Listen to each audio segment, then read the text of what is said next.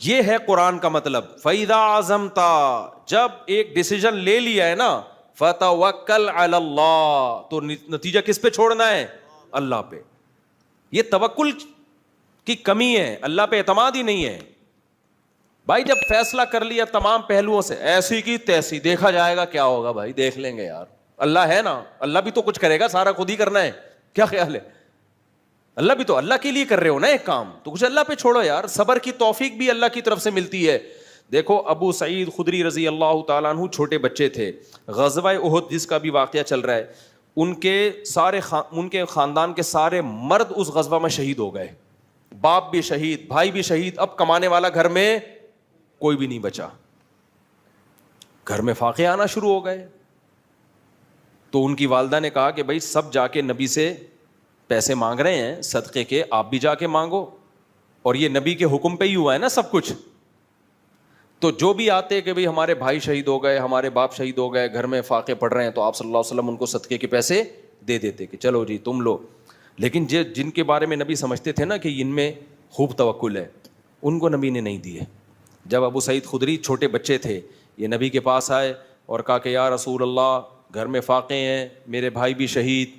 یار دیکھو جس لیڈر کے کہنے پہ شہید ہوئے ہیں, اگر آج کسی کے کہنے پر آپ کا باپ آپ کا بھائی شہید ہو جائے اور آپ اس کے پاس جاؤ اور پیسے مانگو, اور وہ جواب میں یہ کہے جو نبی نے کہا, میں یتصبر یصبرہ اللہ, جو اللہ سے صبر مانگتا ہے اللہ اس کو صبر دیتا ہے. میں یستعفف یعفہ اللہ, جو مخلوق کے سامنے ہاتھ نہیں پھیلانا چاہتا, یعنی میں بھی اللہ کی مخلوق ہوں, جو چاہتا ہے کہ میرے ہاتھ صرف اللہ کے سامنے اٹھیں تو اللہ اس کا خیال کرتا ہے, وہ مخلوق کے سامنے اس کو ہاتھ پھیلانے نہیں دیتا. یہ نہیں کہا کہ مت مانگو, صاف منع نہیں کیا, اشارہ کر دیا کہ ابو سعید تم پہ یہ چیز سوٹ نہیں کرتی, تم تو اونچے خاندان کے ہو, تمہارے اندر توکل ہے. دیکھو کیا نبوت کی, یعنی آپ صلی اللہ علیہ وسلم کی تربیت کا انداز دیکھو نا. آپ یہ بھی تو کہہ سکتے تھے کہ اے ابو سعید مجھ سے مت مانگو, یہ بھی نہیں کہا, کیونکہ بہت بڑی آزمائش ہو جاتی پھر ابو سعید کے لیے کہ بھئی نبی نے صاف منع کر دیا ہے. اصول ضابطہ بیان کر دیا, اس کے بعد مطلب اب اگر مانگنا چاہتے ہو تو میں تمہیں دے دوں گا. اصول ضابطے میں اشارہ کر دیا کہ مجھے تمہارا مانگنا پسند نہیں آیا. مانگ بھی کس سے رہے؟ نبی سے بھائی, لیکن ہے تو مخلوق نا, تو نبی سے مانگنے کو بھی نبی پسند نہیں کر رہے, بھائی کس سے مانگو. اور ابو سعید خدری کا ایمان کا لیول دیکھو آپ. میں کہتا ہوں آج میرا کوئی لیڈر ہو جس کے لیے میں اپنا سب کچھ کٹا دوں, اور میں دیکھ رہا ہوں کہ وہ سب کو پیسے بھی دے رہا ہے اور مجھے ٹکا, یعنی یوں ہمارے لحاظ سے وہ ٹکا سا جواب ہو, ہم کم ظرف لوگ ہیں نا, ہمارے لحاظ سے وہ ہمیں جواب دے دے اور کہے کہ صبر کرو اللہ کھلائے گا, صبر کرو اللہ پلائے گا, تو میرے کیا جذبات ہوں گے؟ میں کہوں گا جاؤ بھائی, آج سے آپ کی جماعت کو ہم نے چھوڑ دیا, سب کو دے رہے ہو, قربانی ہمارے گھر والوں نے سب سے زیادہ دی ہے, فاقے پڑ رہے ہیں, میری ایک ماں وہ بیوہ ہو گئی اور ہم یتیم ہو گئے, باپ بھی شہید, بھائی بھی شہید, کوئی بچا نہیں ہے, اور ہمیں مشورے اللہ سے مانگو اللہ سے ہوتا ہے, اور ان کو بھی دے دیا ان کو بھی دے دیا. لیکن ابو سعید خدری کا حوصلہ دیکھو یار, قربانیاں دے کے یہ حوصلہ, اور ایسے خدا کی قسم یہ نبوت کے نبی صلی اللہ علیہ وسلم کے نبی ہونے کی بہت بڑی دلیل ہے.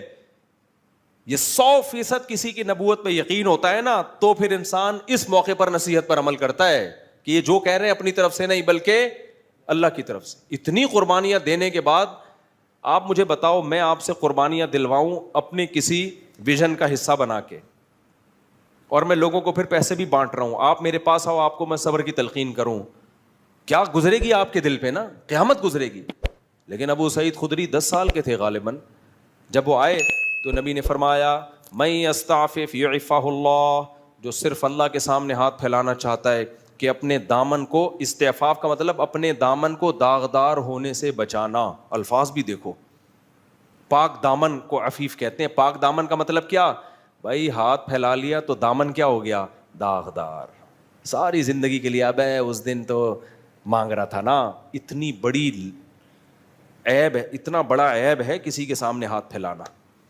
اور آج ذرا سی بات پہ پلاٹ خریدنا ہے پیسے دے دو, بچے کو میں نے امریکہ بھیجنا ہے, ادھر کھانے کو لوگوں کے روٹیاں نہیں ہیں, خدا کے بندو, اور تم ہری ہری سوج رہی ہے بچوں کو امریکہ بھیجنے کے لیے بھیک مانگ رہے ہو لوگوں سے. یار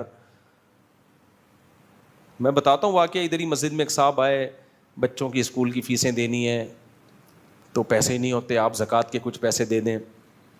میں نے کہا میرے پاس تو نہیں ہے, مطلب آپ کو دینے کے لیے نہیں ہے. کہہ رہے میں کیا کروں پھر؟ تو میں نے کہا نہیں پڑھاؤ اسکول میں, اسکول میں نہیں پڑھاؤ. کہہ رہے یہاں بچہ اسکول میں نہیں پڑھے گا تو کیا کرے گا؟ میں نے کہا ٹماٹر بیچے گا. میں نے کہا جو پریکٹیکلی ٹماٹر بیچ رہا ہے میں نے دینا ہے تو میں اس کو دوں نا. کیا خیال ہے بھائی؟ ابھی تیرا تو امکان ہے کہ پتہ نہیں ٹماٹر بیچے گا بھی کہ نہیں بیچے گا, ہو سکتا ہے کل اللہ اسباب کے دروازے کھول دے. میں نے کہا بھائی کوئی بیماری خطرناک آ گئی ہو, مر رہا ہو بندہ, یا خدا نخواستہ کوئی کھانے پینے کے لالے پڑے ہوئے ہوں تو سمجھ میں آتا ہے, ادروائز یہ نہیں آتا. اور اس طرح جب آپ کسی کو دو گے نا, میں نے دنیا میں دیکھا ہے میرے بھائی, جس نے ایک دفعہ مانگ لیا نا اس کو منگتا ہی بنا رہے گا موت. پھر اللہ کی نظر ایسی ہٹتی ہے, اللہ کہتا ہے بس تو اب مانگ, بھکاری بن کے زندگی گزار, اس کے کبھی ضرورتیں پوری نہیں ہوتی. مر جائے گا کفن بھی ادھار لے کے جائے گا. اگلا کہے گا کم بخت نے جو کفن پہنے نا وسیم کے پیسوں سے ہے, یہ اس کے پیسے بھی ادھار ہیں, ایسا چلے گا وہ. ہاں دوست احباب جن میں آپس میں بے تکلفی ہو, مانگتے ہوئے ذلت محسوس نہیں ہو رہی, ان میں ادھار یہ سب چیزیں بھیک نہیں کہلاتی. یہ چیزیں بھیک بے تکلفی ہوتی ہے نا. جیسے آپ ہوٹل میں گئے, جیب میں پیسے نہیں, ابے یار تو دے دے یار کل میں دے دوں, یہ چیزیں بھیک میں نہیں آتی ہیں. بھیک کا مطلب ہے آپ کو خود محسوس ہو رہا ہوتا ہے کہ میں کسی کے احسان کے نیچے دب رہا ہوں, احسان کے نیچے دب رہا ہوں. ہاں آپ مالدار ہیں, آپ کو پتا ہے ابھی میری سیلری نہیں آئی ہے, اگلے مہینے آ جائے گی, تو اپنے ہی جیسے کسی مالدار سے کہہ دینا یار تھوڑا پیسے دے دوں گا. اپنے دوست جس سے بے تکلفی ہو, وہ تو چلتا ہے سوسائٹی میں نا. یہاں بھی علماء نے لکھا ہے کہ اگر کسی مالدار کو وقتی طور پہ پیسوں کی ضرورت ہے نا تو غریب سے مانگے. وہ یہ علماء نے ایک تکبر ختم کرنے کا نسخہ لکھا ہے. وہ کس سے مانگے؟ اس کو پتا ہے میں پیسے تو دے دوں گا, میری سیلری آتی ہے ہر مہینے, میرے لیے فار ایگزامپل 50,000 ہے, یہ دینا کوئی مشکل کام نہیں ہے. تو غریب سے مانگنے میں کیا ہوگا, اس غریب کی عزت آپ کی نظر میں بڑھ جائے گی. وہ غریب کا دل بھی باغ باغ ہو جائے گا, یار سیٹھ صاحب میرے سے کیا مانگ رہے ہیں. اور وہ غریب دے گا بھی خوشی خوشی. اس کو پتا ہے پیسے کہیں جانے والے ہیں ہی نہیں, اس کے لیے 50,000, اس کے پان گٹکوں کا خرچہ ہے 50,000. تو علماء نے لکھا, ہم نے مدرسوں میں دیکھتے تھے کہ ہمارے مدرسوں میں کچھ مالدار طلبہ تھے, بڑے مستغنی, ان کو کبھی ضرورت ہوتی غریب طلبہ سے مانگ رہے ہوتے تھے. تو وہ غریب خوش خوش کے نا اپنی جیب خرچی بچا بچا کے کہہ رہا اچھا یار ہم سے لو, یہ ہمارا کیا بنے گا ریلیشن. تو لیکن غریب کو چاہیے ایسا نہ ہو کوئی بھی سوٹ ٹائی میں آ کے پیسہ مانگے, آپ میرے بیان کی وجہ سے اس کو دے دو. کوئی بھروسہ نہیں ہے یہ اپنی ہو یا کسی سے ادھار لی بھی ہے اس نے, پتا ہو کہ واقعی کیا ہے یہ مالدار آدمی ہے, اس کے لیے 40-50,000 1,00,000 کی کوئی ویلیو ہے نہیں. باپ اور بھائی سے مانگنا, باپ اور بھائی سے مانگنا, بھائی وہ باپ سے بے تکلفی اور بھائی سے اگر بے تکلفی ہے تو پھر ایک جیسے بے تکلفی والے معاملات, باپ تو باپ ہے نا, وہ تو ساری زندگی مانگتا ہی رہتا ہے انسان, اس سے مانگنے میں کوئی حرج نہیں ہے. لیکن اس کو اتھارٹی دو کہ چاہے تو پیسے دے چاہے تو تھپڑ دے, اس کی مرضی ہے. تو باپ سے مانگنے میں کوئی حرج نہیں ہے. یہ تو بے تک ماں ہے. ہمارے حضرت فرمایا کرتے تھے احسان پتہ ہے کس کا لینا ہے, باپ کا, ماں کا, اپنے کوئی پیر و مرشد ہو, مینٹور ہو آپ کا کوئی جس سے آپ ہدایت لیتے ہو, اور استاذ کا. یہ 4 افراد کے سوا کسی کے احسان کے نیچے نہیں آنا. وجہ اس کی ہے کہ ان کو اللہ نے محسن ویسے ہی بنا دیا ہے. ان کے سامنے فنٹر گیری, اچھا ہو گیا آپ نے سوال پوچھ لیا, ان کے سامنے تکبر نہیں کرنا ہے. ابا آپ کو پیسے دے رہے ہیں, لے بیٹا. ابا انسان وہی اچھا ہوتا ہے جو صرف کس کے سامنے ہاتھ پھیلائے, اللہ کے. باپ کہے گا کمبخت 25 سال کا ہو گیا, میرے ٹکڑوں پہ ہی پلا ہے تو, 1 روپے بھی تو نے اپنی جیب سے تعلیم میری, پراٹھے صبح میرے پیسوں سے کھاتا ہے, گیس بجلی کا, اور آج میں تجھے کہہ رہا ہوں یہ لے بائک خرید لے. کہہ رہا ہے ابا مفتی صاحب نے بیان میں کہا ہے کہ جو مخلوق کا محتاج ہوتا ہے نا ساری زندگی اللہ اس کو مخلوق کے در کا محتاج بنا دیتے ہیں. تو ابا سے ایسا کہو گے نا تو پھر ابا کی طرف سے کیا آنا چاہیے, چپیڑ. تو باپ ہو گئی ماں, ماں سے تو ہم تو اتنا مانگتے تھے اپنی اماں سے, بھائی ہمارے ابا جب چپیڑ لگاتے تو اماں کے پاس چلے جاتے تھے. تو اماں ابا کا معاملہ اور ہے, لیکن اتنا نہ مانگو کہ وہ ان کو پتلون بیچنی پڑے اپنی بازار میں جا کے, بعض اولاد تنگ کرتی ہے نا. تو اچھا سوال پوچھ لیا آپ نے. تو جن سے جو بڑے رشتے ہوتے ہیں نا, باپ ماں, یہ تو ویسے ہی محسن ہیں, ان سے اگر آپ پان گٹکے کے پیسے نہیں لوگے تو کوئی ان پر احسان نہیں ہوگا, انہوں نے اس سے زیادہ بہت زیادہ آپ پہ خرچ کر دیا ہوتا ہے, تو وہ الگ معاملہ ہے. ہاں, بڑا بھائی بھی اس میں داخل ہے. اب بڑے بھائی سے ریلیشن کس نوعیت کا ہے, یہ ہر جگہ ایسا بے تکلفی نہیں ہوتی نا. بڑے بھائی سے اگر ریلیشن اچھا ہے, بعض بڑے بھائی تو خوش ہوتے ہیں چھوٹا مانگے, وہ تو خوش ہوتے ہیں کہ یار ہمیں باپ سمجھ رہا ہے, ہمیں جو ہے نا ویلیو دے رہا ہے. تو یہ اچھا سوال پوچھ لیا آپ نے. تو بڑے اپنے وہ ایک الگ بات ہے, سمجھتے ہو کہ نہیں سمجھتے, باقی کسی کا احسان نہیں لینا. تو جلدی سے بات کو سمیٹ کے ختم کرتا ہوں میں. تو کوائف کیا کرنے, پورے کرنے کسی بھی چیز کے جو اللہ نے بتائے. تو پازیٹیو نیگیٹو تمام پہلوؤں پہ غور کرنے کے بعد جب آپ ایک رزلٹ پہ پہنچے تو قرآن کیا کہتا ہے, پھر کانفیڈنٹلی وہ کام کرنا ہے, کپ کپاتی ٹانگوں کے ساتھ نہیں کرنا. خود سے کانپ رہی ہو تو ایک الگ بات ہے, دوسری میں بعض دفعہ وہ چاہ نہیں روتے کہ کانپیں, لیکن وہ کانپیں خود بخود ٹانگ رہی ہوتی ہیں. ایسے بھی ہوتے ہیں, وہ کانفیڈنٹلی کر رہے ہوتے ہیں, لیکن دولہا مجھے لگ رہا ہوتا ہے گھبرا رہا ہے, لیکن وہ کہتا ہے ایسی کی تیسی, کہہ تو رہا ہوتا ہے, باقی ایسے لوگوں بھی اللہ ہمت دے دیتے ہیں. تو اب توکل کا مطلب کیا ہے, جیسے ابو سعید خدری رضی اللہ تعالی عنہ کو جب نبی نے فرمایا جو صبر کرتا ہے اللہ صبر کی توفیق, جو اللہ سے چاہتا ہے کہ میں اپنے دامن کو داغدار ہونے سے بچاؤں تو اللہ اسے مخلوق کا محتاج نہیں کرتا. یہ آپ نے نصیحت کی, وہ چلے گئے. کہتے ہیں پوری زندگی ابو سعید خدری رضی اللہ عنہ نے کسی کے سامنے ہاتھ نہیں پھیلایا, اور ایسی زندگی گزاری, اللہ نے بہت دولت دی, پھر آپ کو بہت دولت سے نوازا آپ کو. یہاں تک کہ جب موت کا وقت تھا نا تو نبی صلی اللہ علیہ وسلم عیادت کے لیے گئے, زندگی جہاد میں گزری ان کی. انہوں نے کہا یا رسول اللہ میرے پاس بہت دولت ہے, اب میں دنیا سے جانے والا ہوں, میں چاہتا ہوں ساری دولت صدقہ کر دوں. کتنی دولت تھی؟ آپ نے فرمایا نام, فتح مکہ کے بعد کا واقعہ ہے, سعد ابن ابی وقاص کا واقعہ ہے یہ. فرمایا نہیں, اپنے وارثوں کے لیے بھی چھوڑ کے جاؤ. فرمایا کہ یا رسول اللہ پھر میں چاہتا ہوں 2/3 صدقہ کر دوں, 1/3 وارثوں کے لیے. فرمایا نہیں, اور زیادہ چھوڑو. پھر انہوں نے کہا ٹھیک ہے 2/3 وارثوں کے لیے, 1/3 صدقہ. پھر آپ نے فرمایا ٹھیک ہے 1/3 صدقہ, لیکن 1/3 بھی بہت زیادہ ہے, یعنی وارثوں کے. پھر آپ نے فرمایا تم اپنے وارثوں کو لوگوں کے سامنے ایسے چھوڑو غریب کہ وہ لوگوں کے سامنے ہاتھ پھیلاتے پھریں. دیکھو کیسی زبردست تعلیمات ہے شریعت کی. تو بھائی آپ پہلے اپنے کوائف پورے کریں, اولاد کو اپنے پاؤں پہ کھڑا کرنے کے, اس کو آپ ایک تعلیم اچھی دیں, اگر گنجائش ہے تعلیم اچھی دیں, اس کے لیے وراثت کا بھی انتظام کریں, چھوڑ کے جائیں. تو نبی نے فرمایا تم اپنی اولاد کو لوگوں کے سامنے ایسے چھوڑ کے جاؤ کہ ننگے پاؤں ننگے سر پھریں اور لوگوں کے سامنے بھیک مانگیں. اس سے بہتر نہیں ہے کہ ان کو تم اتنا مال دے کے جاؤ کہ استغنا کے ساتھ زندگی گزاریں. تو یہاں چونکہ جائز سبب ہے, جائز سبب اختیار کیا جائے گا, وہاں سبب اختیار کیے بغیر اللہ پہ توکل کرنا یہ شریعت کی تعلیمات نہیں ہے. سمجھ میں نہیں آ رہی, میرا خیال ہے یار, اتنی خوبصورت تعلیمات ہیں اسلام کی. لیکن پھر آپ نے کیا فرمایا, فرمایا تم یہ جو سمجھ رہے ہو نا ابھی میں مرنے والا ہوں اور ابھی وراثت, تو اصول تو بتا دیا کہ 1/3 بھی بہت زیادہ ہے, لیکن چلو تم چاہتے ہو 1/3 صدقہ کر دو تو ٹھیک ہے. 2/3 تبھی علماء نے لکھا ہے کہ اگر صدقہ کرنا ہو نا مرنے کے بعد تو 1/3 سے کم کرنا چاہیے, کیونکہ نبی نے 1/3 کو بھی بہت قرار دیا ہے. پھر آپ نے فرمایا لیکن مجھے ایسا لگتا ہے, یعنی آپ نے فرمایا کہ لعل اللہ ینتفع بک قوم ویضر بک آخرون, اللہ سے مجھے امید ہے ابھی اللہ تمہارے ذریعے بہت سے لوگوں کو فائدہ دے گا اور بہت سو کو بہت نقصان پہنچائے گا تمہارے ذریعے.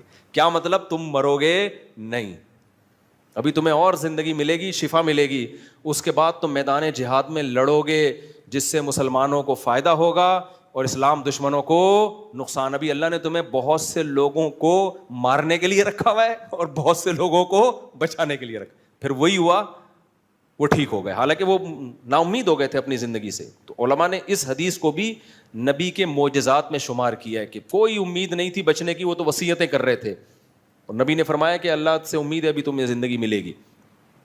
تو استغنا کا یہ فائدہ ہوا, سمجھ رہے ہو. تو اس لیے توکل کا مطلب کیا ہے بھائی, اللہ پہ اعتماد کرو گے تو اپنے آپ کو اللہ کے حوالے کر دو گے, جو ہوگا دیکھا جائے گا. ہم کوئی اکیلے تھوڑی ملحد تھوڑی ہے کہ بندر سے انسان بنے, بس اتفاق سے ہو گیا تو سب کچھ اتفاق سے ہوتا رہے گا. اوپر ہمارا رب بیٹھا ہوا ہے, وہ ساری سچویشن کو دیکھ رہا ہے. اس نے شادی کی ہے, اس نے زنا بولو نہیں کیا, سالے اس کو جو کوٹ رہے ہیں یہ اللہ دیکھ رہا ہے, کٹتا ہوا بھی دیکھ رہا ہے, پٹتا ہوا بھی دیکھ رہا ہے, گریبان کھول کے بھاگتا ہوا بھی دیکھ رہا ہے. تو وہ رب تھوڑی بھولے گا, وہ تمہیں حوصلہ دے گا, وہ تمہیں میرے پاس بھیج دے گا, میں تمہارا حوصلہ اور زیادہ. خیر, تو وَمَن يَتَوَكَّلْ عَلَى اللَّهِ فَهُوَ حَسْبُهُ, اللہ کہتے ہیں جو مجھ پر اعتماد کرتا ہے میں کافی. یا تو اللہ مسائل حل کر دیتا ہے, یا مسائل رہتے لیکن صبر دے دے گا, حوصلہ دے دے گا آپ کو. حوصلہ بھی تو اصل چیز تو حوصلہ ہے نا, وہ برداشت کرنا آسان ہو جائے گا آپ کے لیے. تو غزوہ احد میں بھی اللہ نے کیا فرمایا کہ جب اتنے شہید ہو گئے تو منافقین کہنے لگے دیکھو ہماری مان لیتے تو یہ سب کچھ نہ ہوتا. تو قرآن کی یہ دوسری آیت جو میں نے بتائی نا, ایک آیت کہ جب کوئی کام کرو تو تمام کوائف مکمل کرو اس کے بعد فیصلہ کرو, تو توکل کس پہ کرو, اللہ پہ. پھر بھی نقصان ہو سکتا ہے, پھر بھی کیا ہو سکتا ہے, نقصان. پھر اس نقصان میں کیا کہنا ہے, اللہ نے فرمایا یا ایھا الذین آمنوا لا تکونوا کالذین کفروا وقالوا لاخوانہم, اے ایمان والو کافر جب جنگ لڑتا ہے نا اور جنگ میں آ کے ان کو شکست ہو جائے, قتل ہو جائیں, تو پتہ ہے کیا کہتے ہیں. اسی طرح جب وہ تجارت کے لیے ملکوں میں سفر کرتے ہیں تو سفر میں حادثہ ہو گیا, جہاز ڈوب گیا, پہلے حادثے بہت ہوا کرتے تھے, اب جا رہے ہیں بزنس کے لیے سمندری سفر میں, جہاز الٹ گیا, ڈوب گیا جہاز, تو وہ کیا کہتے ہیں, ان کے پیچھے لوگ روتے پیٹتے ہیں, ہائے اس کاروبار کے لیے نہ جاپان نہ جاتے, نہ زلزلے میں ہلاک. جاپان میں زلزلہ آئے نا, ایک عجیب چیز میں نے وہاں دیکھی ہے. اب جاپانی اکثر دبلے دبلے ہوتے ہیں. میں جب جاپان میں تھا تو بہت خطرناک زلزلہ آیا تھا نا, آپ کو بھی پتا ہوگا. خیر مجھے تو پتہ ہی نہیں چلا زلزلے کا, ہم پل پہ تھے اس وقت, پل تو ویسے ہی ہل رہا ہوتا ہے, لیکن واپس آئے تو پتہ چلا پورا یوں ہل رہا تھا. تو میں نے اپنے میزبان سے, ہمارے جو ارشاد بھائی, ان سے پوچھا, میں نے کہا یار یہ تو بڑا خطرناک ہے. وہ کہتے ہیں ہر ہفتے ایک دو جھٹکے آ جاتے ہیں. انہوں نے کہا کہ ہر ہفتے ایک دو ہل جاتے ہیں تھوڑے سے, تو ہمارے لیے نارمل ہے.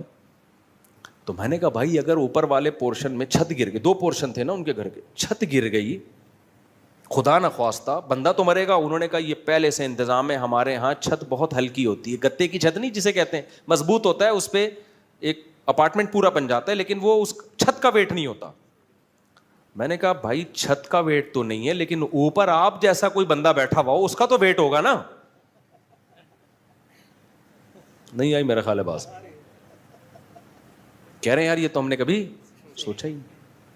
میں نے کہا مجھے یہ ڈر لگ رہا ہے آپ کے گھر میں اب رات کو سوتے ہوئے, وہ اوپر جا کے سوتے تھے نا اوپر والے ارشاد بھائی, اور بھاری بھی ہیں ماشاءاللہ, جسم بھی ان کا بھاری.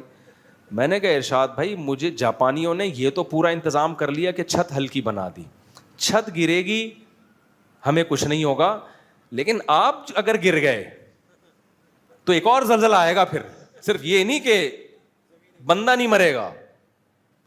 تو میں نے پھر ان سے کہا, میں نے کہا دیکھیں جاپانیوں نے نا جاپانیوں کے ویٹ کے حساب سے زلزلہ کا حساب کتاب کیا ہے, اس کو پاکستانیوں کا ویٹ معلوم نہیں ہے.